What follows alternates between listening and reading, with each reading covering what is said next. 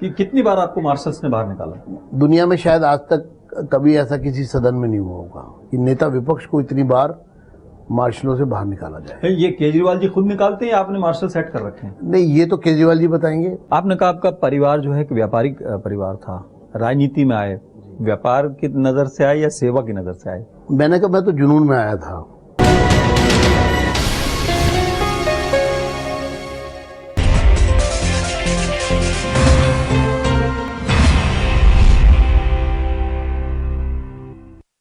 खास मुलाकात में आपका स्वागत है। आपका मेजबान आजाद खालिद लेकर हाजिर है खास मुलाकात। खास मुलाकात में आज हम सबसे पहले बात करते हैं दुनिया के सबसे बड़े लोकतंत्र की उस ब्यूटी की जिसके अंदर सत्ता से ज्यादा जिम्मेदारी विपक्ष की भी होती है। विपक्ष का काम सत्ता को जगाए रखना भी है और जनता की अपेक्षाओं और आकांक्षाओं पर भी काम करना है। आमतौर पर विपक्ष के संख्या बल को लोग ज्यादा कंसीडर करते हैं, लेकिन आज हमारे साथ खास मुलाकात में एक ऐसी शख्सियत मौजूद है जो संख्या बल नहीं बल्कि अपनी राजनीतिक इच्छा शक्ति पर टिके हुए हैं। जी हां, हम बात कर रहे हैं दिल्ली के अंदर नेता प्रतिपक्ष श्री विजेंद्र गुप्ता जी की, जो कि 67 बनाम 3 के आंकड़े पर भी विपक्ष की जिम्मेदारी पूरी निभा रहे हैं, सरकार को लगातार खींचते रहते हैं। बहुत बहुत स्वागत है विजेंद्र गुप्ता जी आपका खास मुलाकात। विपक्ष संख्या बल पर चलता है, ताकत पर चलता है, लेकिन अगर बात करें गिनती की तो आपकी दिल्ली विधानसभा में गिनती बहुत कम है। नर्वस हैं आप या इसको भी ताकत बना रहे हैं? देखिए, नर्वस तो पहले दिन भी नहीं हुए जब परिणाम आए थे और उसके बाद सदन की बैठक हुई, क्योंकि हौसले बुलंद थे, बड़ी जिम्मेदारी मानकर। और लोकतंत्र में पक्ष और विपक्ष दोनों की भूमिका है। संख्या जरूर कम है, लेकिन सरकार को नकेल डालना, लगाम लगाना, इसका एक मैं यही कहूँगा कि एक अधिकार जनता ने मुझे दिया। जनता के सवालों को सरकार तक पहुँचाना, उनका जवाब लेना, और जवाब से अगर सरकार भागे तो उनको खींच करके वापस सदन के पटल पर जवाब के लिए लाना। इस जिम्मेदारी को हमने बखूबी समझा और निभाने की कोशिश की। कई बार लोग कहते हैं कि आप तो संख्या में बहुत कम हैं, लेकिन मैं ये कहता हूं कि आप संख्या पर मत जाइए। अगर आप वोट प्रतिशत देखेंगे तो दिल्ली में भाजपा को 33% वोट मिला था। विजेंद्र जी, थोड़ा सा यू टर्न ले लेते हैं। आपका जो फेवरेट सब्जेक्ट है वो तो राजनीति है, आप राजनीति पे बड़े मुखर होकर बोल रहे हैं, लेकिन थोड़ा सा पर्सनल चलते हैं, फिर आएंगे राजनीति पे, दोबारा आ जाएंगे। पर्सनली राजनीति का जो आपका सफर है वो शुरू कैसे हुआ? क्योंकि लोग ये जानना चाहते हैं। आप आज बड़े हैं, लेकिन शुरू में कैसे थे, कब यहां तक पहुंचे, कैसे? देखिए, मैं वास्तविकता में तो एक बाल स्वयंसेवक हूँ। बहुत कम आयु में संघ की शाखा में जाना प्रारंभ किया। मुश्किल से 7-8 वर्ष की मेरी आयु होगी, और संघ की शाखा पर खेलते खेलते देशभक्ति का पाठ पढ़ा। देश को जाना, देशभक्तों को जाना, जिन्होंने देश के लिए बलिदान दिया उनको जाना। तो मन में एक जुनून था कि देश के लिए कुछ करना है।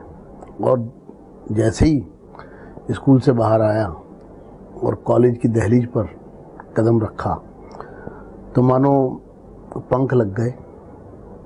एक नई दुनिया थी विश्वविद्यालय की, और अखिल भारतीय विद्यार्थी परिषद के कार्यकर्ता के रूप में, उससे पहले जनता विद्यार्थी मोर्चा भारतीय जनता पार्टी का एक स्टूडेंट विंग हुआ करता था, उसके माध्यम से भाजपा से जुड़ने का अवसर मिला। और अटल जी, जब मैं 17 वर्ष का था कॉलेज में आया तो अटल जी मेरे आदर्श थे। अटल जी को मैं बहुत नज़दीक से देखना चाहता था, मिलना चाहता था, और तब से पीछे मुड़कर नहीं देखा। तो एक तरह से जैसे ही कॉलेज के प्रांगण में पहुंचा, तभी से एक स्टूडेंट एक्टिविस्ट के रूप में मेरा काम। छात्र राजनीति आपका बेस रहा, लेकिन संघ उसका बड़ा बेस रहा जी। लेकिन पारिवारिक पृष्ठभूमि को कैसे आप बताते हैं? क्या वो राजनीतिक था, पारिवारिक पृष्ठभूमि? नहीं, मेरे परिवार में कोई कभी राजनीति में नहीं था। मैं एक साधारण परिवार से मैं संबंध रखता हूँ। मेरे पिता एक व्यापारी थे, और घर में ये इतना तो निश्चित था कि जो वातावरण था वो कांग्रेस के खिलाफ था। और इंदिरा गांधी हो या कांग्रेस हो, मेरे दादा हों या मेरे चाचा हों या मेरे पिता हों, मैंने हमेशा घर के अंदर संघ का वातावरण देखा। आपने कहा आपका परिवार जो है एक व्यापारिक परिवार था, राजनीति में आए, व्यापार की नज़र से आए या सेवा की नज़र से आए? मैंने कहा मैं तो जुनून में आया था, और वो जुनून किसी हद तक किसी भी हद तक जाने का था। तो राजनीति में नहीं आने के लिए मेरा एक्टिविज्म था, वो जुनून था कुछ करने का, देश के लिए करने का। जुनून होता है तो आदमी अपने को जस्टिफाई भी करता है। जब कभी कभी आप बैठ के सोचते हैं तो आपको लगता है कि आप जो चाहते थे, जो करना चाहते हो, कर पाए या भी कुछ रह रहा है? नहीं, अभी तो मैं समझता हूँ कि राजनीति की राह पर जरूर हम चल पड़े, लेकिन करने को बहुत कुछ है। और इतना तो जरूर है कि अगर हम सत्ता के गलियारे में हैं तो सेवा भाव से हम रहे, उसका मूल उद्देश्य सेवा हो, और मोदी जी ने उसको करके दिखाया है। मोदी जी निश्चित रूप से राजनीति में एक ऐसा चमकता हुआ तारा हैं, एक ऐसा सूर्य हैं वो, जिन्होंने न सिर्फ रोशनी दी है बल्कि हमारे जैसे बहुत सारे लोगों को प्रेरणा दी है। अच्छा, कड़वा सवाल पूछना चाहूँगा। जब मोदी जी के नाम पर सब जगह एक लहर चली, आप यहाँ कहाँ फेल हो गए? कौन सा जादू था जो फेल हुआ, या कौन सा ऐसा मिरेकल था जो आपके अगेंस्ट स्ट्रांग रहा? हम लोगों को शायद जो एक दौर था अन्ना के आंदोलन का, लोग देश में तो मोदी जी को लाना चाहते थे, लेकिन उस समय एक ऐसा माहौल भी था कि जो सब्ज बाग दिखाए गए केजरीवाल जी ने, जो एक पार्टी बनाई, जो एक आम आदमी होने का एक, मैं तो कहूँगा आज एक नाटक ही था वो, तो कहीं ना कहीं लोगों के मन में आया कि एक बार इनको मौका देने की आवश्यकता है, देने की ज़रूरत है, और उनको मौका दिया गया। लेकिन मोदी जी को लोगों ने मौका दिया तो मोदी जी ने 5 साल सिद्ध करके दिखाया कि जिसके कारण उनको दोबारा लोगों ने पहले से ज़्यादा मतों से विजयी बनाया, उससे पहले से ज़्यादा मत दिए। दिल्ली में भारतीय जनता पार्टी को 2014 के चुनाव में 47% मत मिले थे लगभग, और अब लगभग 57% मत मिले हैं। यानी कि 5 साल सत्ता में रहने के बाद अगर 10% वोट प्रतिशत बढ़ रहा है तो इसका मतलब ये है कि एंटी इनकम्बेंसी नहीं थी, वो प्रो इनकम्बेंसी थी। हाँ। लेकिन केजरीवाल जी के मामले में बिल्कुल विपरीत है। उनके 4.5 साल के शासन में लोग त्रस्त हैं, और इसलिए मात्र 18% की पार्टी वो, क्योंकि उस समय लोकसभा में भी उनको 33% वोट मिला था, विधानसभा में सत्ता में आने से पहले। आज सिर्फ 18% वोट मिला है। तो दोनों दलों में एक वर्टिकल डिफरेंस है कि मोदी जी, भारतीय जनता पार्टी को लोगों ने 5 साल के जो कार्य हैं, काम हैं, जो डेवलपमेंट है, जो करप्शन को जीरो टॉलरेंस सिद्ध करके दिखाई। और केजरीवाल जी के पार्टी के मामले में करप्ट पार्टी है, करप्ट लोग हैं। जो लोग ईमानदारी का पाठ पढ़ाने के लिए आए थे, ईमानदारी की बात कर रहे थे, भ्रष्टाचार मिटाने की बात कर रहे थे, वो खुद सब भ्रष्टाचार में लिप्त हैं। आप फिर ट्रैक पे चले गए। राजनीति आपका सब्जेक्ट पसंदीदा है, लेकिन मैं पूछना चाह रहा हूँ, आप खुद राजनीतिक परिवार में हो गए, आप हालांकि पृष्ठभूमि नहीं थी, 2 बच्चे हैं आपके, एक बेटा एक बेटी जी, और भाभी जी भी जो है वो भी सोशल और राजनीति में बहुत एक्टिव रहती हैं। तो परिवार को समय कैसे दे पाते हैं, और परिवार किधर है?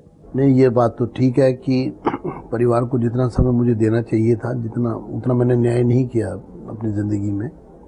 लेकिन मुझे इस बात की खुशी है कि परिवार मेरी कमी जरूर महसूस करता है समय समय पर उसके बावजूद मुझे इस बात की आत्मसंतुष्टि है कि मेरे परिवार ने जो भी रास्ता लिया है वो नेक है, सच्चाई का है, और सिद्धांतों के साथ चलने का है। तो कहीं ना कहीं कई बार मुझे अपने परिवार में अपने बच्चों से भी काफ़ी कुछ सीखने को मिलता है। अच्छा, जैसे कहते हैं ना, हर परिवार में थोड़ी बहुत कड़वाहट, थोड़ी बहुत टकराहट, बर्तन होते हैं तो खड़कते भी हैं, उनके बहुत से कारण रहते हैं। तो कोई कारण ऐसा भी रहा होगा जिसकी वजह से कुछ, तो कभी कभी सब कुछ है लेकिन आप समय नहीं दे पाते, तो ये कहीं कुछ बनता है?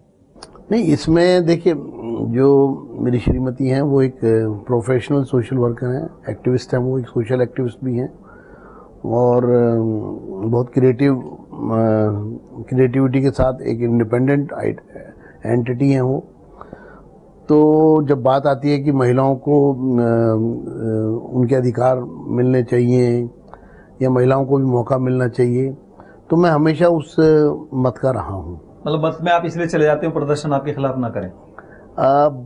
बस में आपके खिलाफ प्रदर्शन ना करें इसलिए आप उनके फेवर में चले जाते हैं? नहीं, ऐसा नहीं है, बल्कि मैं समझता हूँ कि जब हम अधिकारों की बात करते हैं, महिलाओं के अधिकारों की बात करते हैं, तो उसका एक दूसरा पक्ष भी है कि वो पक्ष ये है कि फिर वो अधिकारों का पूरा प्रयोग भी करना जानती हैं महिलाएं, और उसमें हमारी श्रीमती भी शामिल हैं।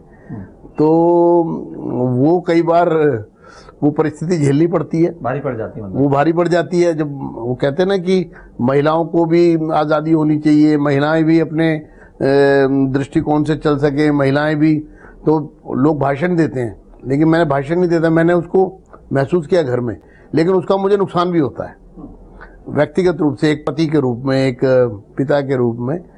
और जो आपने कहा ना कि बर्तन खड़कते हैं या, तो कई बार वो जो है मुझे रिसीविंग एंड पर होना पड़ जाता है। मतलब सफेद रुमाल निकाल के ऐसे दिखाते हैं कि युद्ध बंदी। हाँ, नहीं ये बिल्कुल ठीक बात है, मुझे सफेद रुमाल दिखाना पड़ता है। मतलब आपको ही व्यक्त करके जाना। हाँ। अच्छा, मैं ये पूछ रहा हूँ, जो आपका पसंदीदा सब्जेक्ट है राजनीति ही है, राजनीति ही आपका ओढ़ना बिछाना है, लेकिन आपने तो ऐसा कर दिया कि विधानसभा में आपके नंबर ऑफ मेंबर्स तो भले ही कम हो, लेकिन आपने अपनी भाषा में तो नाक में दम कर दिया, लेकिन बाहर लोग कहते हैं, खास तौर से सरकार ही कहती है आप काम नहीं करने देते। इसका मतलब ये कि सरकार सच्ची नहीं है। सच्चे होते तो 67 लोग हैं उनके, 3 लोग क्या करेंगे? अगर सरकार सच्ची होती, पारदर्शी होती, तो सरकार को माइक क्यों बंद करवाने पड़ते विपक्ष के? जनता के सवालों से क्यों भागती है सरकार? आपको मार्शल से उठवा के बाहर फेंकवा? मेरा तो Guinness book of world record में, मैं तो केजरीवाल जी का बहुत आभारी हूँ कि कितनी बार आपको मार्शल्स ने बाहर निकाला? दुनिया में शायद आज तक कभी ऐसा किसी सदन में नहीं हुआ होगा कि नेता विपक्ष को इतनी बार मार्शलों से बाहर निकाला जाए। ये केजरीवाल जी खुद निकालते हैं या आपने मार्शल सेट कर रखे हैं? नहीं, ये तो केजरीवाल जी बताएंगे। मैं समझता हूँ इस सवाल का जवाब तो केजरीवाल जी देंगे तो ज़्यादा बेहतर होगा, क्योंकि मार्शल का कंट्रोल तो उनके पास है, वो सदन में उनकी। वो ये कहते हैं कि उनका जो वो पीए है और उनका जो वो है वो भी आपको रिपोर्ट करता है। मैंने बताया ना कि केजरीवाल जी नैतिकता के धरातल पर, या यूं कहूँ कि अनैतिकता की पराकाष्ठा है, और उसमें झूठ बोलना, गुमराह करना और वाद विवाद करना बुरी बात नहीं है, लेकिन इस तरह से चीज़ों को उलझाना कि सिर्फ और सिर्फ राजनीति जिसमें से उनको दिखाई दे। तो मैं तो यही कहूँगा कि केजरीवाल जी ने अभी मुझ पर ताज़ा आरोप लगाया है कि मैं उनकी हत्या की साजिश में शामिल हूँ, और बीजेपी उनकी हत्या करवाना चाहती है। और वो उनका पीएसओ जो आपको रिपोर्ट करता है, और वो उनका पीएसओ जो है वो बीजेपी को रिपोर्ट करता है, मुझे रिपोर्ट करता है। लेकिन आपने सदन में उनको घेर रखा है, सड़क पे उनको घेर रखा है, आप अदालत भी पहुंच गए। नहीं, वो तो मेरे खिलाफ झूठे मुकदमे बनवा रहे हैं और हत्या की साजिश के मुकदमे बनवा रहे हैं, मुझे तो जेल में डलवाना चाहते हैं। उनका बस चले तो वो मुझे दिल्ली में ही ना रहने दें। अब मुझे समझ में नहीं आता कि क्यों वो जो मुद्दे हम सार्वजनिक हित के मुद्दे उठाने की बात करते हैं वो व्यक्तिगत ले जाते हैं। व्यक्तिगत स्तर पे अगर कोई मेरा उनसे कोई राजनीतिक मेरा उनसे डिफरेंस ऑफ ओपिनियन है, लेकिन जब अभी आपको याद होगा, आपने देखा भी होगा, रोज़ा अफ्तार में आप साथ, रोज़ा अफ्तार में तो मैंने उनको खजूर खिलाया। तो सवाल ये कि मुझे पत्रकार कहने लगे कि आपने उनको खजूर खिलाया और फिर आपने, लेकिन वो कहते हैं कि आप फोटो खिंचवाने में तो खजूर खिलाते हो, वैसे दिक्कतें पैदा करते हो। तो वो ये कौन सत्य कौन बोल रहा है? नहीं, मैंने आप हैं, क्योंकि जनता परेशान है, उसके काम रुक रहे हैं, उसके काम नहीं हो रहे हैं। तो आप कहते हो कि मैं तो खजूर भी खिलाता हूँ, वो कहते हैं खजूर खिलाते हैं फोटो खिंचवाने को, लेकिन विरोध करते हैं कोर्ट तक में। तो कैसे? क्या जनता क्या समझे? देखिए, काम करना सरकार का काम है। नालों की सफाई अगर नहीं होगी और पेमेंट होगी और सरकार दावे करेगी नाले साफ हो गए और बरसात होगी, तो फिर नालों में पानी नहीं जाएगा क्योंकि कीच भरी हुई है, सड़कों पे पानी भरेगा। अगर मैं सरकार का ध्यान आकर्षित कर रहा हूँ तो इसका मतलब है कि नालों की सफाई करो। इसका मतलब ये मैंने काम रोका कि नालों की सफाई मत करो। अगर मैं खजूर खिला रहा हूँ तो इसका मतलब ये नहीं है कि वो मेरे पे आरोप लगाएंगे कि मेरी हत्या की साजिश में शामिल है, तो मैं उन पर अदालत नहीं जाऊँगा। मुझे पत्रकार कहने लगे कि आपने शाम को खजूर खिलाया, सुबह आपने अदालत में केस डाल दिया। तो मैंने कहा देखो, गांधी जी ने बोला पाप से घृणा करो, पापी से नहीं।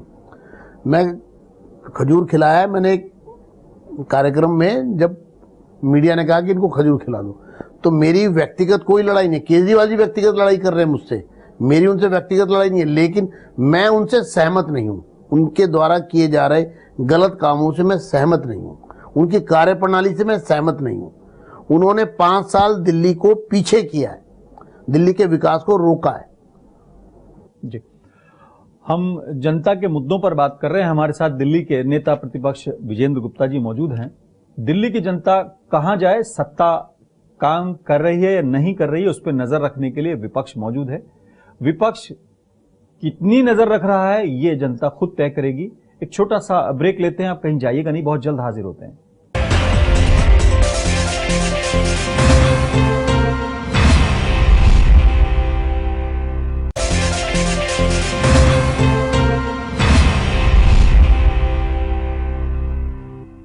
Welcome back. खास मुलाकात में हमारे साथ विजेंद्र गुप्ता जी मौजूद हैं, दिल्ली के नेता प्रतिपक्ष हैं।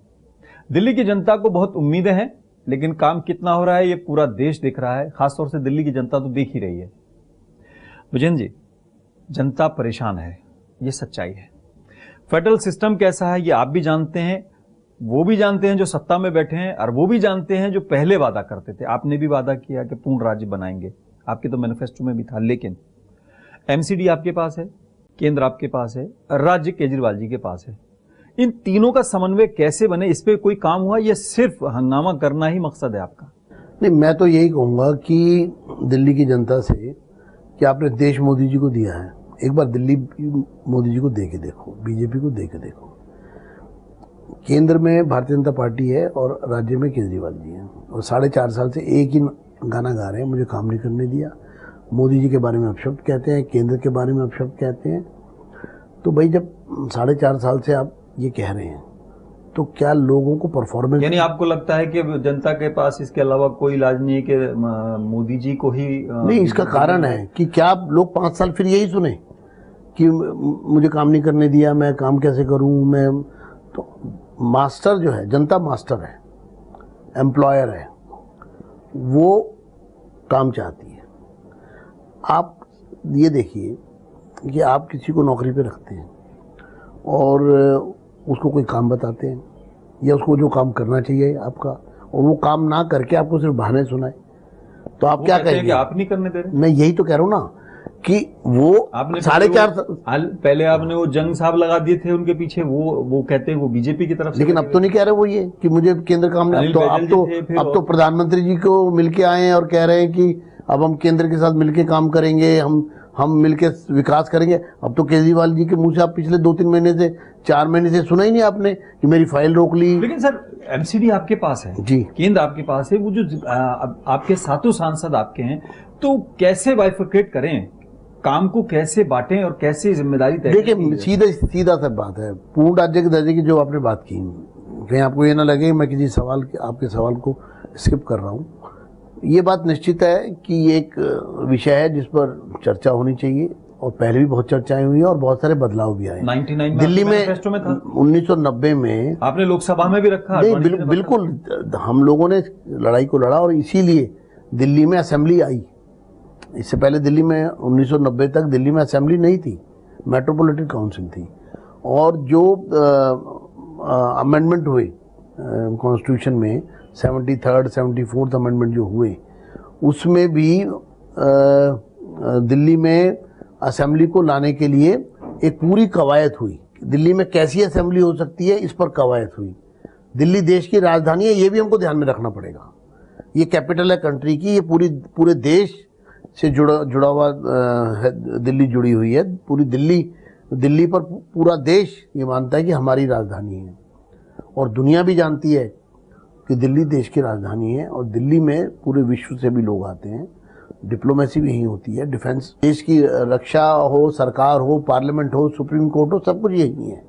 ये हमको समझना पड़ेगा। आपको ये डर रहता है कि अगर 15 अगस्त होगा तो कहीं ये नौ झंडा फहराने पे टकराव हो जाए कि मैं फहराऊं या मैं नहीं, ये जो हरकतें केजरीवाल जी ने की हैं, जिस तरह की गिरावट उनके शासनकाल में और उनके माध्यम से हुई है, जिस व्यक्ति ने ये कहा कि 26 जनवरी की परेड में रोक दूंगा, मुख्यमंत्री होते हुए अगर कोई आदमी ये कहे कि मैं परेड नहीं होने दूंगा, धरना लगा दूंगा, जो व्यक्ति कॉन्स्टिट्यूशनल अथॉरिटीज के खिलाफ, कॉन्स्टिट्यूशन के खिलाफ कहीं ना कहीं प्रत्यक्ष अप्रत्यक्ष रूप से विरोध करता हुआ दिखाई दे, इन्होंने हमको सोचने पे मजबूर कर दिया कि अगर इस तरह के ऊट पटांग लोग, बेसिर पैर की बात करने वाले लोग, जो जाकर के आप कन्हैया की फाइल रोक के बैठ गए, जिन्होंने नारे लगाए जवाहरलाल नेहरू यूनिवर्सिटी में, भारत तेरे टुकड़े होंगे इंशाअल्लाह इंशाअल्लाह, उनको आप उनकी फाइल रोकी हुई है आपने, आप उनको प्रोसिक्यूशन सैंक्शन नहीं दे रहे हैं आप। तो इस तरह के लोग जो राष्ट्र, जो जाकर के पंजाब के अंदर खालिस्तान के जो समर्थक हैं उनके घर में ठहरते हो, जो कश्मीर में पाकिस्तान की भाषा बोलते हो, इसके अलावा हल क्या है कि सरकार बदले? ये 6 महीने क्या लोग, मुझे लगता है ये 6 महीने दिल्ली के ये सरकार की, आम आदमी पार्टी की उल्टी गिनती शुरू हो चुकी है। लोग इंतजार कर रहे हैं इनको सत्ता से बाहर करने का। सर, आप वो थे जो 1 रुपया बढ़ता था, प्याज पे आप आंदोलन हो जाता था, दिल्ली वो स्टेट है जहां पर प्याज पे सरकारें गिर जाती थी। आज बिल्कुल ऐसा लग रहा है कि सड़क पे कहीं कोई प्रदर्शन नहीं, लाइन ऑर्डर पे कहीं नहीं है, किसी चीज पर नहीं है, कोई जगह ऐसा नहीं लग रहा कि आप वही वाली बीजेपी हैं। नहीं तो देखिए, ये तो पूरे देश ने देखा, महंगाई पर रोक लगाई है कि मोदी जी ने। ये कौन सा ऐसा चुनाव था जिसमें भ्रष्टाचार और महंगाई मुद्दा नहीं होता था? कांग्रेस की सरकार अगर 2014 में गई या 2013 में गई, दिल्ली में शीला दीक्षित गई, तो मुख्य मुद्दा था भ्रष्टाचार और महंगाई। मोदी जी के 5 साल के शासनकाल में विरोधियों ने उल्टे लटक गए, ऐसे ऐसे समझौते हो गए, सपा बसपा बैठ गए, मिल गए कहीं, जो लोग वो जिसको कहते हैं कि सांप और नेवला एक साथ चलने प्रारंभ हो गए, वो भी मोदी जी पर भ्रष्टाचार का आरोप नहीं लगा पाए, महंगाई की बात ही कर पाए। दिल्ली में भारतीय जनता पार्टी ने जब ये मुद्दे बनाए तो उन सरकारों के खिलाफ ये मुद्दे थे। आज अगर हमारी सरकार के खिलाफ कोई मुद्दा है तो विपक्ष सामने आए।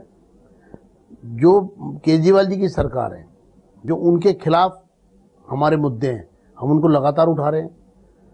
नहीं, अभी आपने एक बयान दिया है, आपका कहना है कि सरकार 4.5 साल से सो रही थी। इन्होंने कच्ची बस्तियों में जो विकास की बात करी, तो आपने सोने क्यों दिया? विपक्ष का काम तो था जगाए रखना। हमने तो जगाया, बार बार कहा। तो आपका ये बयान सही है कि आपने कहा सरकार 4.5 साल तक निकम्मी सरकार ने कोई काम नहीं किया। सोई का अर्थ है कोई काम नहीं किया।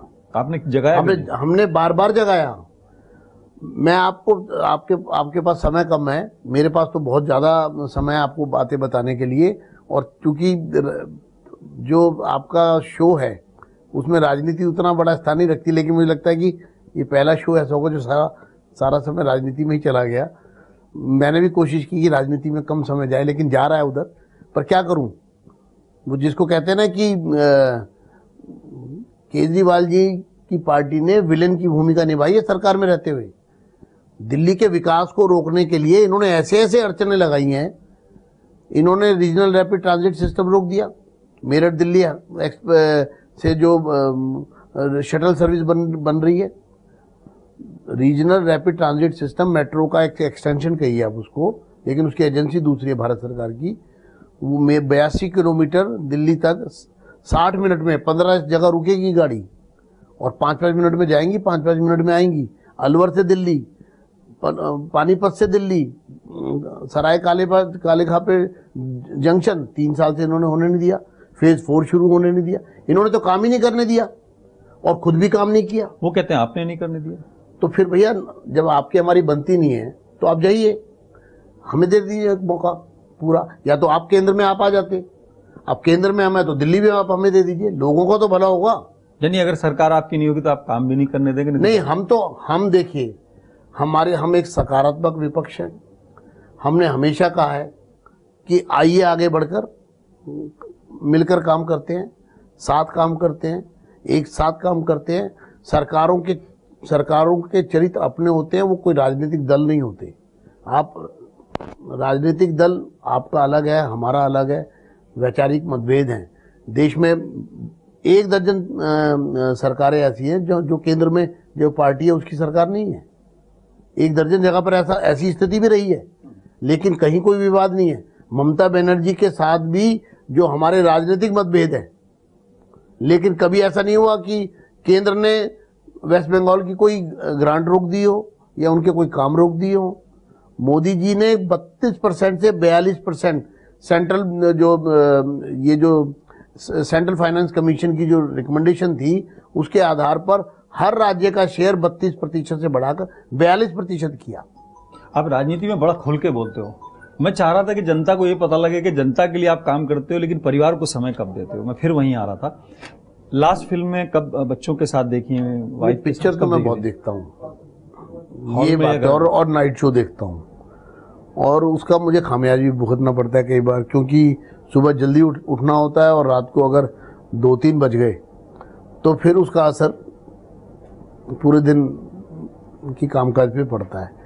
लेकिन मुझे नाइट शो देखना अच्छा लगता है और परिवार के साथ देखने का मन करता है, और जब मौका मिलता है मैं नाइट शो देखने जाता हूँ। अच्छा, एक मैं सवाल पूछना चाहता हूँ, वो आप ये मत सोचिएगा मैं विपक्ष की तरफ से ये सवाल पूछ रहा हूँ। अब देश में विपक्ष नाम की चीज़ मुझे नहीं लग रहा कि उसको आप सर्टिफाइड करेंगे। 55 सीटें लेनी थी कांग्रेस को, लेकिन वो 52 रह गई लोकसभा में। हालांकि आपकी उससे भी कम थी, लेकिन आपने मजबूत विपक्ष की भूमिका निभाई। आप एज ए पॉलिटिशियन, ये जो बाकी जो विपक्ष है, कांग्रेस है या और लोग हैं, उन्हें कोई मूल मंत्र देना चाहे अपने ही खिलाफ? नहीं, मैं तो यही कहूँगा कि उनको अगर सरकार ठीक रास्ते पर ना चले तो उनको सरकार को चेताना चाहिए, एक सकारात्मक विपक्ष की भूमिका निभानी चाहिए और लोगों का विश्वास। देखिए, राहुल गांधी ने सिर्फ सत्ता में आने का विश्वास नहीं खोया है, वो एक अच्छा विपक्ष हो सकते हैं इसका भी विश्वास खो चुके हैं वो। तो पहले तो उनको ये विश्वास अर्जित करना पड़ेगा कि वो एक मजबूत विपक्ष हो सकते हैं। आज देश को एक मजबूत विपक्ष की जरूरत है। लोकतंत्र में अगर विपक्ष कमजोर है तो लोकतंत्र के लिए स्वस्थ परंपरा नहीं है। तो इसलिए मोदी जी बार बार कहते हैं कि विपक्ष को पूरा मौका दिया जाएगा। हम सर्वसम्मति पर विश्वास करते हैं, सबको विश्वास में लेकर चलने विश्वास करते हैं। कोई ऐसा नहीं है कि संख्या बल पर अगर बहुमत में है तो हम वही करेंगे जो हमारी इच्छा करेगी। हम तो अपने विपक्ष में भी जो लोग हैं जिनकी पार्लियामेंट में 4 सीट भी हैं, उनको भी विश्वास में लेके चलना चाहते हैं, क्योंकि सर्वसम्मति से सबको विश्वास में लेकर के चलने से जो काम होगा उसका आनंद ही कुछ अलग होगा। बहुत बहुत शुक्रिया। मोदी जी कहते थे कि विपक्ष में संख्या बल नहीं बल्कि विपक्ष को पूरी आज़ादी दी जाएगी और जनता के बातों को रखने के लिए उनको पूरा मौका दिया जाएगा। और लोकसभा चुनाव के दौरान अमित शाह जी का एक शिकायत मुझे याद आ रही है, उन्होंने कहा था कि विपक्ष मुद्दों पर नहीं बल्कि आरोपों पर काम कर रहा है, महंगाई पर बात नहीं कर रहा और चीज़ों पर बात नहीं कर रहा। आज विजेंद्र गुप्ता जी भी यही कह रहे हैं कि विपक्ष को अपना काम करना चाहिए, खासतौर से जनता के मुद्दों पर। और उन्होंने कहा कि अगर विपक्ष सत्ता को पाने के लिए भी अपना विश्वास बनाता है तो उसे विपक्ष में रहने के लिए भी जनता का विश्वास हासिल करना होगा, और यही लोकतंत्र की सबसे बड़ी ब्यूटी भी है। खास मुलाकात में आज फिलहाल इतना ही। अपने मेजबान आजाद खालिद को इजाजत दें।